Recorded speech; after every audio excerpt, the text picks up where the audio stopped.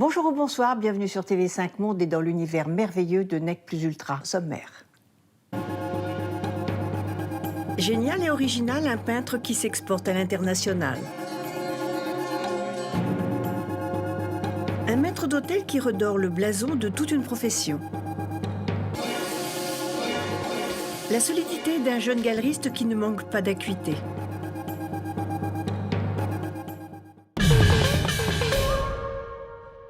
L'artiste pas comme les autres s'appelle Yves Clément. Il a commencé à peindre grâce à Pollock. Vous allez découvrir pourquoi. Rencontre. Un atelier au Perché est incroyablement bien placé dans ce quartier latin qui a vu tant d'artistes passer. Un trait de peintre performateur avec Jackson Pollock comme grand inspirateur. Yves Clément décore de ses tableaux les plus grands hôtels. C'est ainsi qu'il est un peu partout, comme chez lui. De San Diego à Miami, des couloirs aux têtes de lit, son concept Sleep with Art fait des émules. L'hôtel Grant en a inauguré la formule. Des œuvres originales réalisées avec la technique du dripping. Un simple morceau de bois en guise de pinceau. Cet hiver, cet enfant d'Albertville a transformé le grand sapin de Mégève en œuvre d'art géante. Il a fabriqué chacune des boules à la main en figeant ses peintures dans des boules de plexiglas. J'ai eu un bac artistique à Nancy. Et ensuite, pour la petite histoire, je suis retourné en Savoie. Je suis allé à Tignes, où j'étais pizzaiolo. Le propriétaire du restaurant m'a laissé mettre les tableaux au mur, mes tableaux au mur. Et arrive André Pacard, qui était le décorateur du roi du Maroc, qui me dit « C'est pas mal ce que tu fais, il m'en faut 300 pour la fin du mois. » Un conte de fées qui repose sur une technique empruntée. C'est complètement la technique à la Pollock. Une technique abstraite, à la base, et qui, chez moi, donne un peu de l'expressionnisme. On connaît des formes, des mouvements, des visages, bien sûr. Comme je n'ai pas les moyens de me payer un Pollock, donc j'ai décidé de m'en faire un. Avis aux amateurs, pour ceux qui aiment Dali, vous en avez pour quelques heures.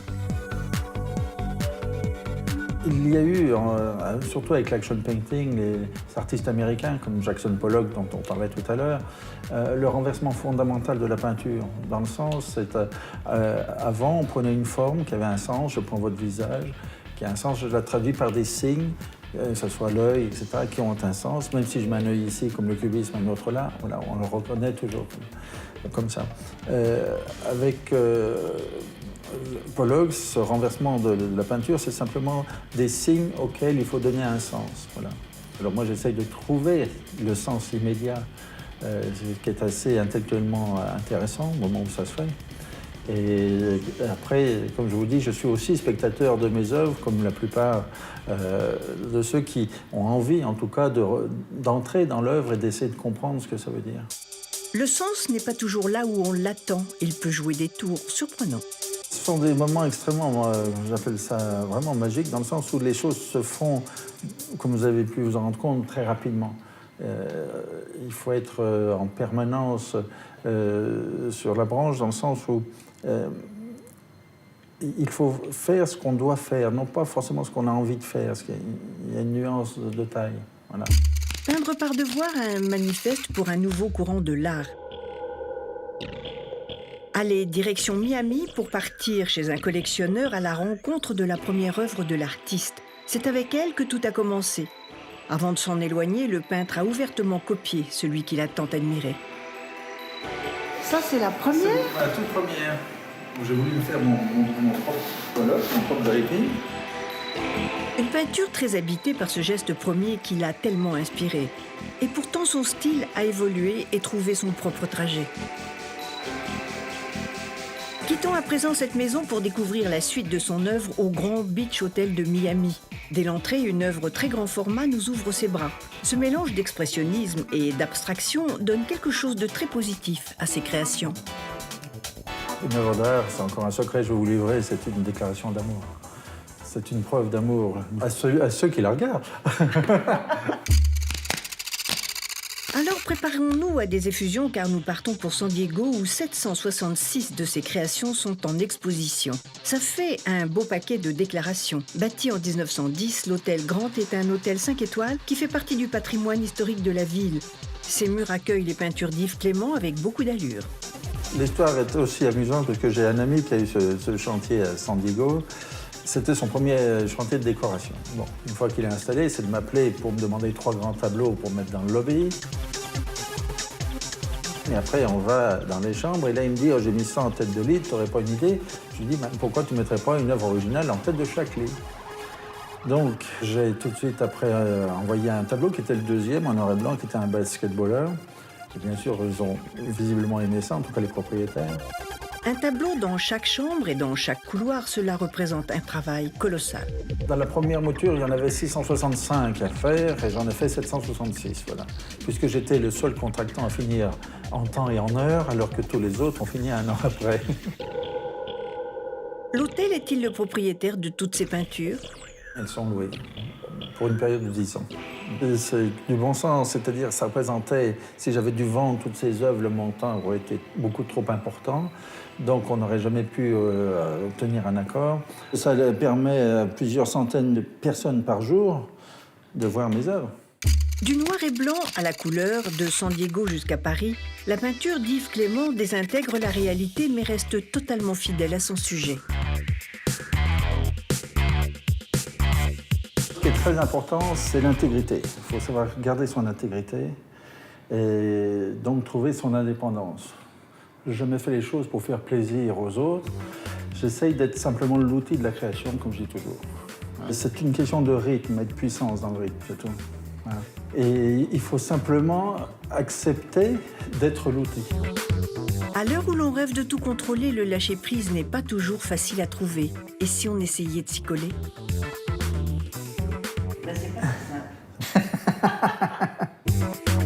Aux sources de l'art, il y a cet élan créatif qu'Yves Clément rend si communicatif. Le maître d'hôtel, pas comme les autres, c'est Frédéric Kayser. Il est directeur de l'Épicure, le restaurant de l'hôtel qui nous reçoit. Il est meilleur ouvrier de France. C'est la rigueur et la classe incarnée. C'est ce que l'on appelle un des meilleurs modèles du service à la française. À l'approche du déjeuner, Épicure, le restaurant du Bristol, bouillonne. Alors que les cuisines s'affolent, les maîtres d'hôtel fignolent. Ce n'est pas pour rien que le classement TripAdvisor 2014 a élu meilleur hôtel de France le Bristol. Maître d'hôtel, c'est connaître les plats, savoir les servir, recommander un vin, savoir en parler et pour Frédéric Kayser, en tant que directeur, savoir l'enseigner. Le maître d'hôtel, c'est surtout la personne qui va être un petit peu en charge des clients, de l'accueil, de son bien-être, de la manière dont on va le servir, de l'appréhender, le conseiller sur les choix peut-être des plats, des vins avec l'aide des sommeliers, etc. Donc c'est la personne qui va être un petit peu en charge de tout le déroulement d'un service à proprement dit dans un restaurant. Et tout le personnel doit être au diapason. Notre brigade ici, par exemple à Épicure, la brigade avec laquelle je travaille, on est tout le temps en train de parler des produits. Quand on a un doute, on va voir le chef. Chef, pourquoi également ça? Parce qu'il y a cette philosophie également à retranscrire aux clients. Le chef, 3 fois étoilé, Éric Fréchon, met le maître d'hôtel au parfum. Alors, donc, ce nouveau plat. donc là, c'est vraiment la dernière création que je voulais qu'on goûte ensemble. Là, maintenant, ça y est, c'est au point. Donc, j'aimerais ton avis. On prend le poireau. On enlève la première feuille, bien sûr. On les lave. Ensuite, on le grille à la salamandre. Pourquoi on grille à la salamandre? Pour donner un petit peu un côté légèrement fumé au poireau et qu'il y ait une concentration de goût en fait dans le poireau. Parce qu'on ne récupère que l'intérieur du poireau. On fait des petits tronçons. On intercale avec des huîtres. On remet juste à tiédir avec un beurre d'algue. Et donc là, tu as la petite vinaigrette. Tu as donc le beurre d'algue, un tartare d'huîtres, de l'échalote, de la cébette et du vinaigre de Xérès.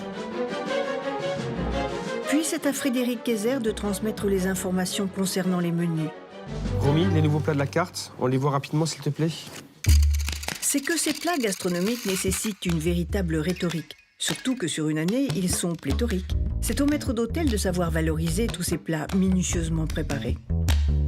Alors, service à la française, c'est quoi? Je pense qu'on a une tradition en France, donc depuis des siècles, qui est reconnue à travers le monde entier, qui est l'art de recevoir, l'art du service, avec, je dirais, des règles bien instaurées. Service par la gauche, quand on dit qu'on sert à l'anglaise, par exemple, même si c'est à la française, mais ça fait partie intégrante du service à la française. Le service au guéridon, les préséances, et l'art du tranchage, du découpage, du flambage, font que tout ça, on fait la notoriété de notre service.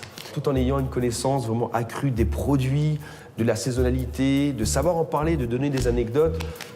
Donc c'est vraiment très très vaste. Et chaque mets a sa particularité et il faut l'enseigner. Donc le côté bombé donc, de la volaille, toujours vers le client. D'accord? C'est moins agressif au niveau donc, de l'œil. Faire attention, donc les repères un petit peu des logos sur l'assiette. Et on va donc napper ces suprêmes d'une sauce suprême liée au foie gras et vin jaune. Donc c'est tout simplement un bouillon donc ici donc de volaille qu'on a laissé réduire, légèrement crémé, lié au foie gras et parfumé au vin jaune du Jura.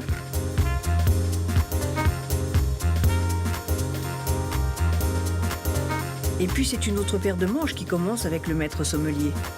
Regarde, on a reçu un super produit, donc on l'a goûté déjà un petit peu, comme tu peux t'en apercevoir, c'est la mimolette, 36 mois. On va essayer de voir un petit peu ce qu'on va proposer en accord mets et vin. Et donc, tu m'as parlé de Porto, c'est ça? Moi, je pensais peut-être faire aller dans un registre un petit peu avec un petit peu de liqueur, avec un petit peu de puissance. Donc, je pense que le Porto pourrait quand même assez bien s'y prêter. Bah, toi, tout de suite, on est sur des vins qui sont complètement dépouillés. On est sur ces arômes un petit peu de tabac, un petit peu empyreumatique, un petit peu évolué, sur des vieilles mimolettes comme ça, dans un registre un petit peu plus sec, sur des extraits secs beaucoup plus intéressants. Je pense qu'avec le type oxydatif, c'est un accord gagnant, quoi. En train d'être formé, cet apprenti ne semble pas très rassuré. C'est que l'ampleur de la tâche peut sembler démesurée. Une autre vocation également, c'est cette vocation de transmission et d'aider les jeunes à grandir avec nous. C'est pas seulement de dire, effectivement, votre travail, c'est de réaliser telle et telle tâche. Il y a cette partie-là, mais il y a également, je pense qu'on a un devoir de transmettre et de les aider. Le maître pâtissier Laurent Janin a aussi son vocabulaire, son jargon et ses méthodes particulières. Mais rien ne ferait vaciller le flegme de notre meilleur ouvrier.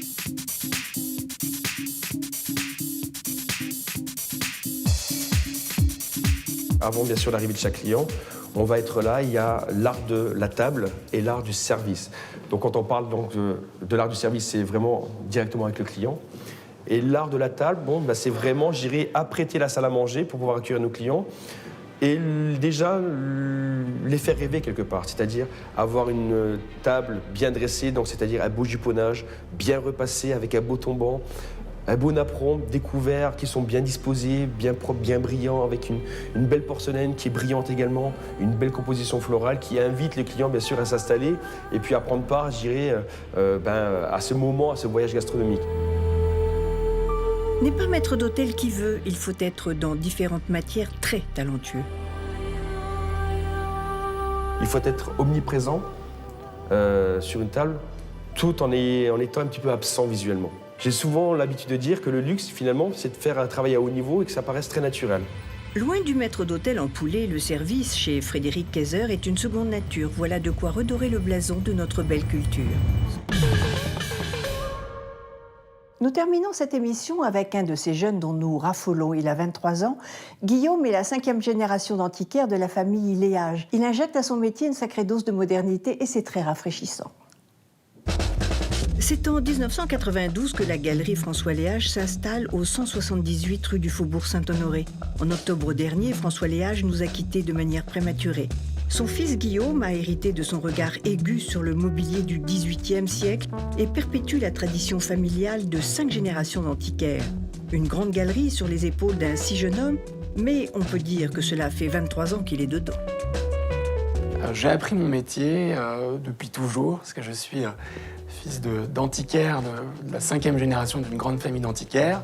Alors j'ai travaillé avec mon père déjà depuis plus de 3 ans au sein de la galerie Léage, mais j'ai toujours grandi dans le milieu, donc on pourrait dire, comme souvent, que je suis né dans une commode, dans un tiroir de commode. Un papillon et un oiseau étaient penchés sur son berceau. Et que votre père vous a-t-il transmis? Il a appris le sens de la rigueur, de la sélectivité que nous avons dans notre galerie, des objets 18e authentiques, la période Louis XIV, Louis XV et Louis XVI, des objets de la plus belle qualité. On a toujours aimé ce qu'il y avait de plus beau, de plus rare. Alors on nous présente pendant l'année un nombre important d'objets et c'est à nous de choisir. Mais c'est pas parce qu'on nous présente un grand nombre d'objets qu'il faut tout acheter. Il faut sélectionner avec chaque objet le plus de critères qui garantissent la qualité. Voilà une bien astucieuse table basse qui se transforme en pupitre. Macintosh lui-même aurait été stupéfait. Alors il y a la qualité à la fois du bois, le bois 18e, qui a, par exemple, sur des sièges, vous aurez une certaine teinte du bois qui a vécu pendant 200 ans. Et la qualité, bien sûr, des bronzes avec la ciselure, des bronzes dorés et ciselés. Il y a vraiment une qualité manuelle qu'on retrouve à la fois sur les bois et à la fois sur les bronzes, qu'on ne retrouve pas après le 18e. Ce bureau plat est l'œuvre de Charles Cresson. Ce qui est vraiment, qui a beaucoup d'émotions dans le 18e, c'est la diversité des objets qu'on a retrouvés sous Louis XIV, Louis XV, Louis XVI, des styles propres à chaque période du 18e, et chacun ont conservé leur authenticité et leur grande qualité. Voilà une coiffeuse bien ingénieuse. Ce sont des objets où tout avait été bien pensé dans une période vraiment royale, une des plus belles périodes de France, avec les rois Louis XIV, Louis XV, Louis XVI. On a à l'instar, par exemple, de Marie-Antoinette et tout ce qu'elle a créé à travers Riesner et les fabuleuses commandes qu'il y a eu. Tout était une histoire de proportions, de qualité, et notamment les proportions qui ont été toujours au XVIIIe parfaitement respectées, élégantes et bien pensées. Les mécanismes peu ordinaires du XVIIIe siècle se révèlent au travers de cette table secrétaire.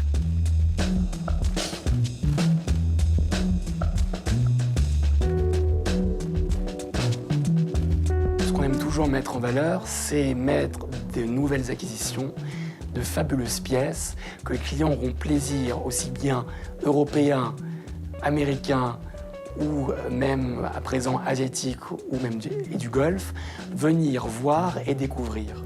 Alors nous mettrons en valeur des nouvelles pièces qui sont une paire d'encoignures estampillées de Delorme, une paire d'encoignures en lac de Coromandel Louis XV. Adrien Delorme, qui était un grand ébéniste sous Louis XV, qui appartenait à la grande dynastie des Fesneau-Delorme.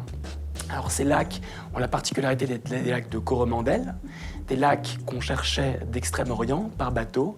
On mettait 1 an pour les chercher, 1 an pour les ramener. Et ils provenaient de grands panneaux de décoration asiatique et étaient ensuite découpés et réutilisés pour les mettre sur le mobilier français. Alors c'est quelque chose au XVIIIe siècle qui était très raffiné, très apprécié pour leur nouveauté, leur diversité, pour les clients, les commandes françaises, mais aujourd'hui, quelque chose que les clients recherchent. Alors nous avons fait depuis 2 ans des nouvelles pièces et on voit les objets beaucoup mieux ressortir de façon très différente, mais très agréable. C'est-à-dire que nos objets sont vraiment intemporels et ils se marient aussi bien dans un décor ancien, classique, avec des belles boiseries 18e, que dans un décor beaucoup plus moderne, beaucoup plus épuré, qui pourrait très bien aller aussi bien avec un parquet ou même du béton. Le beau, c'est comme le noir, ça va avec tout.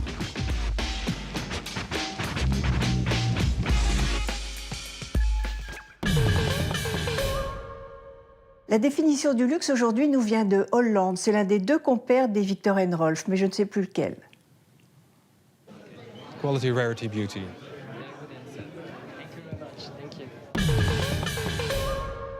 So chic les garçons, merci de nous avoir suivis. Merci au Bristol de nous avoir accueillis. Je vous retrouve la semaine prochaine, toujours sur TV5 Monde ou sur notre page Facebook. Avant de se quitter, je vous propose de découvrir un des codes de l'élégance à la française. Au revoir.